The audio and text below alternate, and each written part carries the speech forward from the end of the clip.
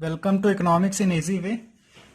आज का अपना टॉपिक है measures to control excess demand. मतलब एक्सेस डिमांड को कैसे कंट्रोल करते हैं या measures to correct excess demand. Important question है जो बोर्ड में आता है, तो ये वीडियो देख लिया तो आपके 4-5 नंबर पक्के। इससे पहले बताया था हमने problem of excess demand and efficient demand, तो वो वीडियो नहीं देखा तो वो पहले देख लें फिर इस पे आए कि यहाँ पे हम सॉल्यूशन बताने वाले हैं कि एक्सेस डिमांड को कैसे करेक्ट करते हैं, कैसे कंट्रोल करते हैं। इससे पहले बताया था प्रॉब्लम की एक्सेस डिमांड होती क्या है, कॉजेज ऑफ एक्सेस डिमांड, इसके कॉजेज क्या है, उसका इफेक्ट क्या है, ये इससे पहले वीडियो में बताया है एक्सेस डिमांड और डेफिशिएंट डिमांड में। तो पहले वो वीडियो देख लेंगे तो यहाँ पे आएंगे तो ज़्यादा आपके लिए सुटेबल रहेगा। ठीक है, तो आइए स्टार्ट करते हैं। Measures to control excess demand, कि एक्सेस डिमांड को कैसे करेक्ट करते हैं, कैसे कंट्रोल करते हैं। तो इसके लिए दो पॉलिसीज हैं, fiscal policy and monetary policy. Fiscal policy means the government spending and the taxes policy by the government. मतलब कि गवर्नमेंट की पॉलिसी होती है। फिस्कल पॉलिसी किसकी होती है? By government. मतलब इसमें गवर्नमेंट कुछ चेंजेस करती है या गवर्नमेंट अपनी पॉलिसीज लाती है, तो उसको बोलते हैं फिस्कल पॉलिसी। तो फिस्कल पॉलिसी क्या है? जो पॉलिसी गवर्नमेंट बनाती है। And monetary policy by central bank या आरबीआई। मतलब जो कंट्री की सेंट्रल बैंक होती है, ये अपनी इंडिया की RBI, reserve bank of India, ये पॉलिसी कौन बनाती है? आरबीआई। ठीक है, तो फिस्कल पॉलिसी कौन बनाती है? Government of India. And monetary policy reserve bank of India. अब देखते हैं फिस्कल पॉलिसी में क्या होता है। Decrease in government spending. मतलब अगर एक्सेस डिमांड है, इसका मतलब क्या है कि if there is excess demand in the economy then the government decreases its expenditure. इससे पहले वीडियो में बताया था causes of excess demand and causes of deficient demand. तो एक्सेस डिमांड के कॉजेज में वन ऑफ द कॉज था कि इंक्रीज इन गवर्नमेंट स्पेंडिंग। मतलब गवर्नमेंट की स्पेंडिंग ज़्यादा होती थी, गवर्नमेंट ज़्यादा खर्च करती थी। डिक्रीज इन गवर्नमेंट स्पेंडिंग, इसका गवर्नमेंट स्पेंडिंग का मतलब है कि गवर्नमेंट बहुत सारे प्रोजेक्ट्स पे एक्सपेंडिचर करती है, रोड पे, हॉस्पिटल पे, कॉलेज पे।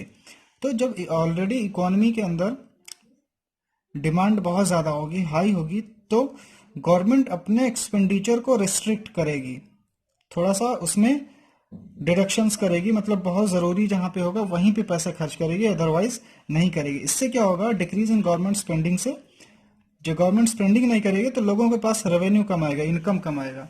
ठीक है, तो जब लोगों के पास इनकम कम आएगा तो वो लोग डिमांड भी कम करेंगे। तो इस तरीके से जो ये एक्सेस डिमांड की सिचुएशन होगी वो कंट्रोल हो जाएगी, कम हो जाएगी। सेकंड है अपना increase in taxes. Means if there is excess demand in the economy then government increases the taxes. ठीक है, तो यानी कि टैक्स जब इंक्रीज करती है तो क्या होता है? जब टैक्स इंक्रीज कर देगी तो भी लोगों की जो परचेजिंग कैपेसिटी होगी वो कम हो जाएगी। कैसे? फॉर एग्जाम्पल आपकी जो इनकम है 100 रुपीज़ है, ठीक, और उस पर टैक्सेस पहले लगता था 20 रुपीज़। तो आपके पास जो 80 रुपीज़ बचते थे कि आप ये इतना स्पेंड करते थे। अब गवर्नमेंट ने क्या किया कि एक्सेस डिमांड है इकोनॉमी के अंदर, तो उसने टैक्सेस को इंक्रीज कर दिया। अब उस टैक्सेस को अगर इंक्रीज कर दे तो 100 थी, अब इसको 30 टैक्सेस अगर लगाएगी तो अब आपके पास कितना आएगा? 70 रुपीज़। तो अब कहीं ना कहीं अब आप डिमांड कम कर पाएंगे, कम पैसे खर्च कर पाएंगे, क्योंकि पहले 80 रुपीज़ आते थे, अब 70 रुपीज़ आते हैं। तो अब आपकी जो है purchasing capacity, buying capacity, purchasing power कम हो जाएगी। पहले 80 खर्च करते थे, अब 70, तो 70 कम करेंगे तो खर्च करेंगे तो कम डिमांड कर पाएंगे। तो यानी कि जो ये सिचुएशन ऑफ एक्सेस डिमांड होगी वो करेक्ट होगी, कंट्रोल हो जाएगी। ठीक है, तो ये दो मेजर्स हैं by the government, decrease in government spending and second increase in taxes. अब आती है अपनी मॉनेटरी पॉलिसी। ठीक है, मॉनेटरी पॉलिसी में क्या है?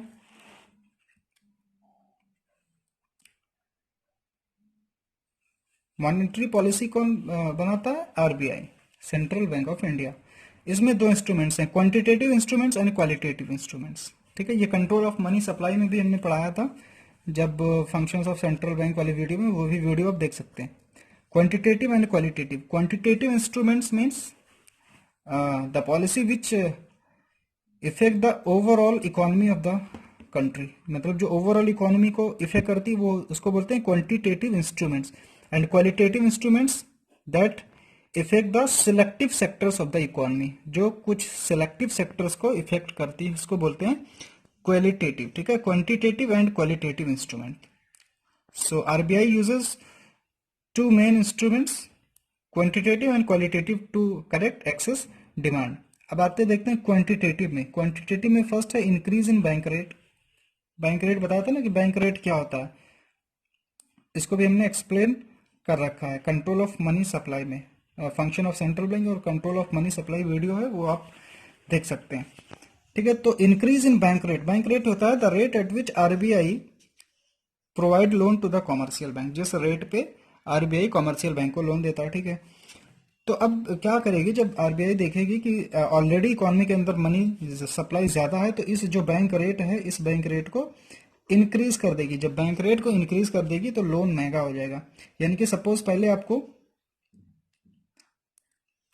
रेट 10% पे लोन मिलता था, अब जब बैंक रेट बढ़ जाएगा तो आपको 12% पे इंटरेस्ट, 12% इंटरेस्ट रेट पे लोन मिलने लगेगा। तो इसका इफेक्ट ये होगा कि अब लोन महंगा हो जाएगा, तो लोग लोन कम लेंगे, लोन कम लेंगे तो फिर इकोनॉमी के अंदर डिमांड कम आएगी और सिचुएशन ऑफ एक्सेस डिमांड जो होगी वो कंट्रोल होगी, करेक्ट होगी। नेक्स्ट है sale of securities. Sale of securities, इसको ओपन मार्केट ऑपरेशंस भी बोलते हैं, ठीक है, OMO, open market operation. Sale of securities, जब एक्सेस डिमांड होगी तो गवर्नमेंट के बिहाफ पे आरबीआई उनके सिक्योरिटीज को सेल आउट करती है ओपन मार्केट में। सिक्योरिटीज मतलब शेयर, स्टॉक, बॉन्ड्स। उसको जब पब्लिक में सेल आउट करती है तो क्या होता है, पब्लिक जब उसके शेयर्स को खरीदती है तो जो इकोनॉमी की, कंट्री की लिक्विडिटी होती है वो सोक्ड अप हो जाती है। मतलब जो लोगों के पास पैसा होता है वो आरबीआई के पास चला जाएगा जब उनके शेयर्स को परचेज करेंगे, ठीक, ध्यान से समझिएगा इसको। सेल ऑफ सिक्योरिटीज मतलब जब शेयर्स खरीदेगी गवर्नमेंट की, कौन बेचेगा, आरबीआई। तो कौन खरीदेगा, पब्लिक खरीदेगी। पब्लिक जब खरीदेगी तो पब्लिक के पास जो भी पैसा होगा वो आरबीआई के पास चला जाएगा। तो अब लोगों की जो डिमांड की कैपेसिटी होगी वो कम हो जाएगी। क्यों, क्योंकि लोगों के पास जो लिक्विडिटी होगी, जो पैसे होंगे वो आरबीआई के पास चली जाएगी। एंड नेक्स्ट है increase in LRR, legal reserve ratio. मतलब हर एक बैंक को एक परसेंटेज, फिक्स परसेंटेज होता है जो अपने पास एज अ रिजर्व रखना पड़ता है। सपोज बैंक के पास 100 रुपीज है तो उसमें उसको 20 रिजर्व रख के 80 लोन दे सकती है, ठीक है। तो अब जब ये रेट बढ़ जाएगा, सपोज ये 30 हो गया, तो अब बैंक क्या करेगी, 70 रुपीज लोन दे पाएगी। तो लोगों के पास अब लोन का जो अमाउंट होगा वो कम आएगा। पहले 80 आ रहा था, अब 70 आएगा। तो इस तरीके से अब जब पैसे कमाएंगे तो डिमांड भी कम होगी। तो ये है अपना इंक्रीज इन LRR, लीगल रिजर्व रेशियो। अब देखते हैं क्वालिटेटिव इंस्ट्रूमेंट्स। क्वालिटेटिव इंस्ट्रूमेंट्स क्या होता है, which effect the selected sectors of the economy, जिसका इफेक्ट सबके ऊपर नहीं होता, कुछ सेलेक्टेड सेक्टर्स के ऊपर ही होता है, ठीक। तो देखते हैं, नंबर 1 है increase in margin requirement. Increase in margin requirement, increase in margin requirement का मतलब क्या है कि जैसे आप लोन लेते हैं तो लोन लेने के लिए सिक्योरिटी रखते हैं। सपोज सिक्योरिटी जो हुआ 10 लाख का है और उस पर आपको मिला लोन 8 लाख का लोन मिल गया, तो कितने का डिफरेंस हुआ, 2 लाख का। तो ये जो 2 लाख का डिफरेंस है यही होता है margin requirement. Means the amount of security and the amount of loan given by the bank, the difference between the amount of security and the amount of loan provided by the bank. तो ये 2, ठीक है। तो ये margin requirement होगा। अब bank क्या करती है, आरबीआई क्या करेगी, इस रेट को, ये जो मार्जिन रिक्वायरमेंट है उसको इंक्रीज कर देगी। मतलब 10 लाख पे पहले 8 लाख मिलता था, अब उसको क्या कर देगी, 7 लाख कर देगी।